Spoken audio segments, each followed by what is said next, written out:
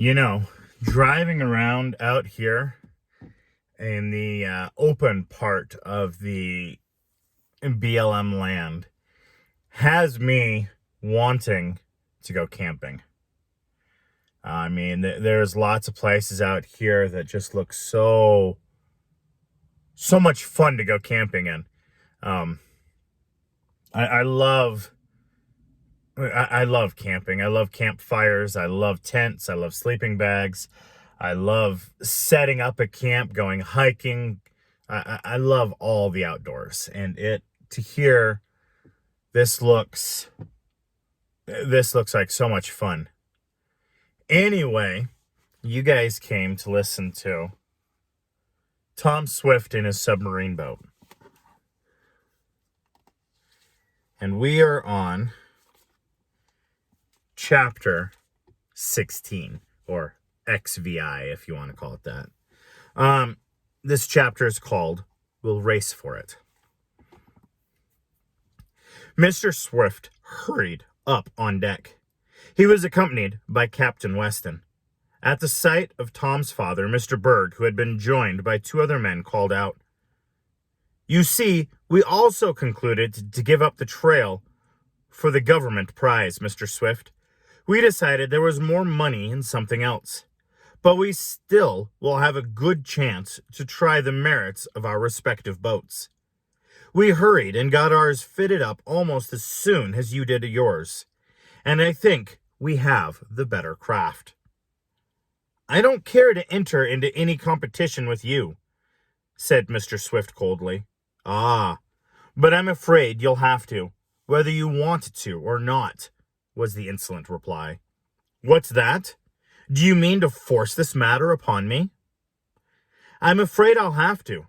My employers and I, that is. You see, we managed to pick up your trail after you left the Jersey coast, having an idea where you were bound, and we don't intend to lose you now." "Do you mean to follow us?" asked Captain Weston softly. "Well, you can put it that way if you like," answered one of the two men with Mr. Berg. "I forbid it!" cried Tom Swift hotly. "You have no right to sneak after us." "I guess the ocean is free," continued the rascally agent. "Why do you persist in keeping after us?" inquired the aged inventor, thinking it well too certain, if possible, just how much the men knew. "Because we're after that treasure as well as you," was the bold reply. "You have no exclusive right to it. The sunken ship is awaiting the first comer, and whoever gets there first can take the gold from the wreck. We intend to be there first, and will be fair with you." "Fair? What do you mean?" demanded Tom. "This. We'll race you for it. The first one to arrive will have the right to search the wreckage for the gold bullion. Is that fair? Do you agree to it?" "We agree to nothing with you," interrupted Captain Weston, his usual diffident manner all gone. "I happen to be in partial command of this craft, and I warn you that if I find you interfering with us, it won't be healthy for you. I'm not fond of fighting, but when I begin, I don't like to stop," and he smiled grimly. "You'd better not follow us."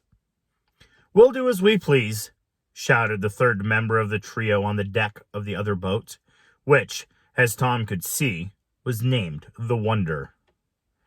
"We intend to get that gold if we can." "All right, I've warned you," went on the sailor, and then, motioning to Tom and his father to follow, he went below. "Well, what's to be done?" asked Mr. Swift when they were seated in the living room and had informed the others of the presence of the rival submarine. "The only thing I see to do is sneak away unobserved, go as deep as possible, and make all haste for the wreck," advised the captain. "They will depend on us, for they have evidently no chart of the wreck, though, of course, the general location of it may be known to them from reading the papers.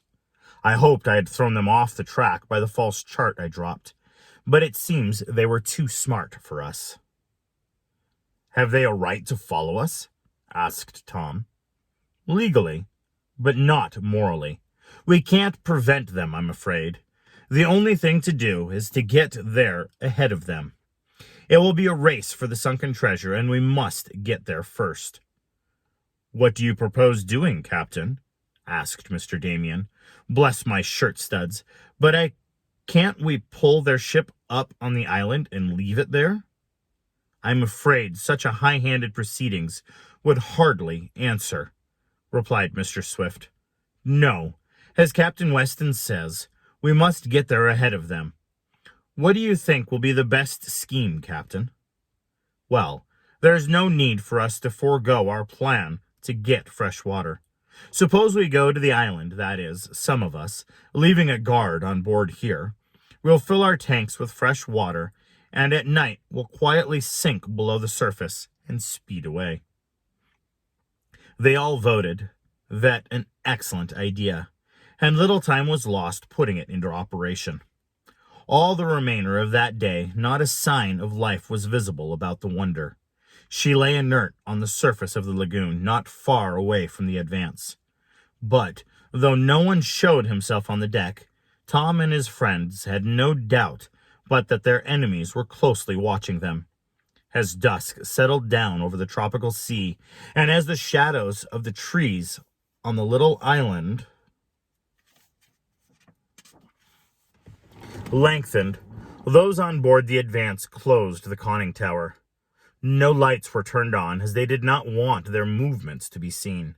But Tom, his father, and Mr. Sharp took their positions near the various machines and apparatus, ready to open the tanks and let the submarine sink to the bottom as soon as it was possible to do this unobserved.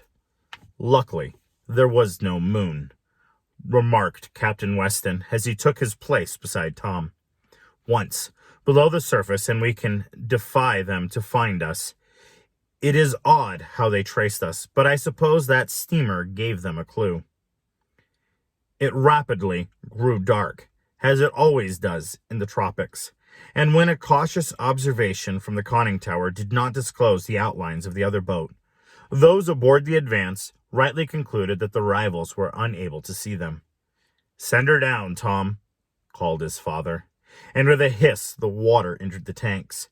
The submarine quickly sank below the surface, aided by the deflecting rudder. But alas for the hopes of the gold seekers! No sooner was she completely submerged with the engines started so as to send her out of the lagoon and to the open sea than the waters all about were made brilliant by the phosphorescent phenomenon. In southern waters this frequently occurs. Millions of tiny creatures, which it is said swarm to the warm currents, give an appearance of fire to the ocean, and any object moving through it can be plainly be seen. It was so with the Advance. The motion she made in shooting forward and the undulations caused by her submersion seemed to start into activity the dormant phosphorus, and the submarine was afloat in a sea of fire. "Quick!" cried Tom. "Speed her up! Maybe we can get out of this patch of water before they see us." But it was too late. Above them they could hear the electric siren of the Wonder as it was blown to let them know that their escape had been noticed. A moment later, the water, which acted as a sort of sounding board or telephone, brought to the ears of Tom Swift and his friends the noise of the engines of the other craft in operation. She was coming after them. The race for the possession of $300,000 in gold was already underway. Fate seemed against those on board the Advance.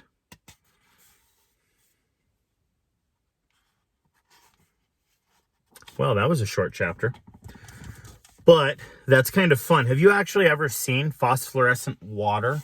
The animals and things that grow and live there that cause and create their own light. It's a beautiful sight.